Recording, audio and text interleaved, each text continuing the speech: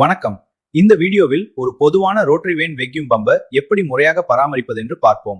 இது பம்பின் ஆயுளை நீட்டிக்கவும் அதன் செயல்திறனை அதிகரிக்கவும் உதவும். முதல் மற்றும் மிக முக்கியமான படி பழைய ஆயிலை வெளியேற்றுவது. பக்கவாட்டில் அல்லது அடியில் உள்ள வடிகால் பிளக்கை அகற்றி பழைய ஆயிலை ஒரு கொள்கலனில் முழுமையாக வடியுங்கள். அடுத்து பிரதான வீட்டு வசதிக்காக அகற்றுங்கள். இதற்காக போல்ட்களை கவனமாக கழற்றவும்.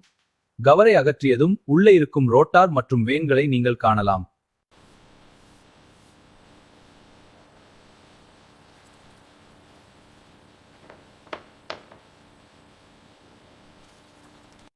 பாகங்கள் காய்ந்ததும் அவற்றை மீண்டும் கவனமாக இணைக்கவும்.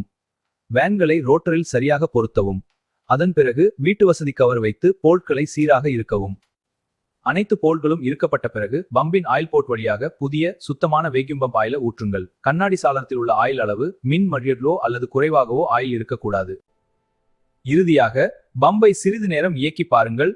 எந்த அசாதாரண சத்தமும் இல்லாமல் அது சீராக இயங்குகிறதா என்பதை சரிபார்க்கவும். அவ்வளவுதான். வீடியோ இந்த மாதிரி பிரிண்டிங் இண்டஸ்ட்ரிக்கு தேவையான அனைத்து மிஷினரியும் எப்படி சர்வீஸ் பண்றது என்பதை வீடியோ நாங்க போடுறோம். எங்களுக்கு முழு ஆதரவு கொடுங்க. பிரிண்ட் கேர் பார்ட்ஸ் என்டர்பிரைசஸ் வழங்குறது. இன்ஸ்பெக்ஷன், மெயின்டெனன்ஸ், ரிப்பேர், ஆப்டிமைசேஷன் எல்லாத்தையும் நாங்க செய்றோம்.